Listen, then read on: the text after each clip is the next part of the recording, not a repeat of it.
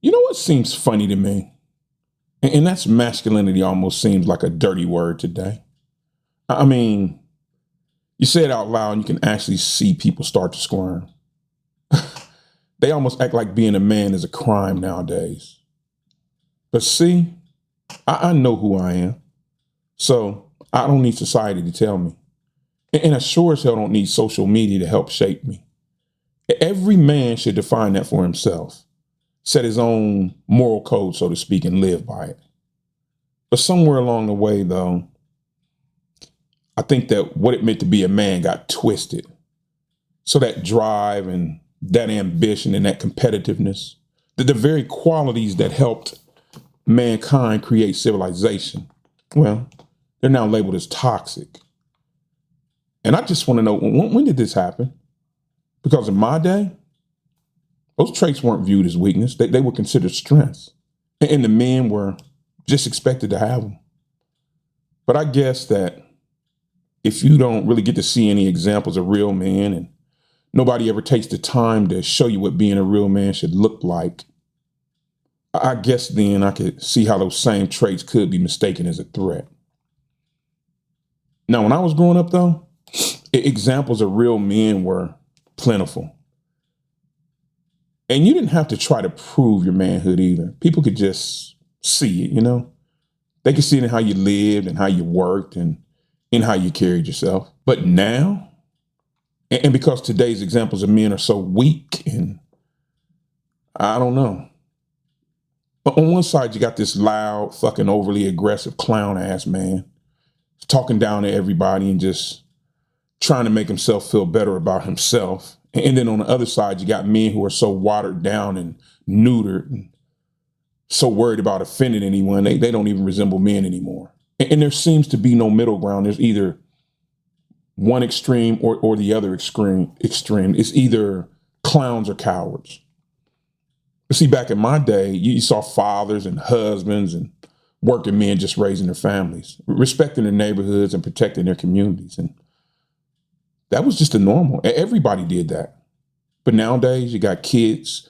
They look up to those rappers and actors and athletes, and those aren't real men. They're just hollow, like fake ass images of what real men should be. And then they go out in this world and they try to pattern themselves after that. And no wonder they go wrong.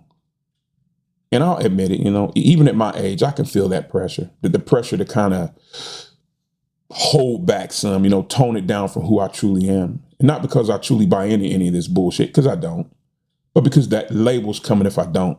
That toxic masculinity or he's aggressive or problematic. And that's what society loves to call men nowadays. But people, in reality, masculinity isn't the problem. Masculinity is simply a fuel, a energy, a gift. I mean, just take a look around you. The roads and the businesses and the nations and the very sidewalks under your feet that you're walking on. Men built all of that. Built it with that same energy that's being labeled as toxic today. You see, the problem comes when that male energy has no focus or direction, no role models or no real goals. When it's allowed to just go unchecked and just burn wild, yeah, then it can become destructive, very destructive. And I think we're seeing that across our country today. But when it's properly channeled, say into sports or building something or raising a family or protecting your community, that very same energy then becomes a strength and an asset. And make no mistake about it, though, people, fire is fire. And the same flame that can burn down an entire city can also keep you warm at night. It just depends on whether you know how to handle it or not and whether it's channeled or not. And that same energy goes for how men deal with people, especially women. Because somehow today, and especially today, respect for women gets treated like it's some type of a weakness. And gentlemen, let me set the record straight right now. That is a lie, an out and outright lie. Respecting women is a strength. It always has been, and it always will be. And to the fake tough guys, the guru thugs, the peacocks that love to belittle women, fellas, that's not strength. That's insecurity showing its ugly head. These guys do that to make themselves feel better about who they're not. They think it makes them look strong or tough but what I see is a bunch of weak, little insecure boys.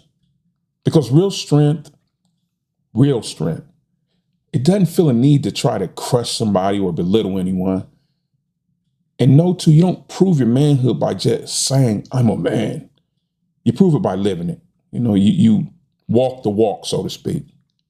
Because people will always doubt the words that come out of your mouth, but they can never doubt your actions. They can see it in how you stand, how you treat other people, and then how you keep your word, and how when shit hits the fan, you're the first one there to help people. That's how it shows. There's never really a need to say that you're a man. It just shows through. And for those cats who are screaming the loudest, trying to prove their masculinity, get the fuck out of here. He uses the most insecure cats in the room. Real men, again, don't need to do that. Here's the reality of everything. Whether we're labeled toxic or not, men created civilization. And if masculinity fails, civilization will soon follow. That means families, communities, everything gone. All of it's gone. And just be realistic with yourself. Take a hard look around. You can already start to see the cracks developing. And as masculinity goes away more and more, society comes unglued, because masculinity is that glue that holds things together. So let me ask you this, fellas. What are you doing with your fire? Are you letting it just burn wild and unchecked and just burning holes through your life and everything in there? Or are you channeling it and focusing it on something? You're using that same flame to help build something that lasts long after you're gone. Say family or community, or just something solid, something real, something lasting. Because, gentlemen, make no mistake about it, that next generation, they will live with our answers and our failures. Choose wisely. Unc's words of wisdom.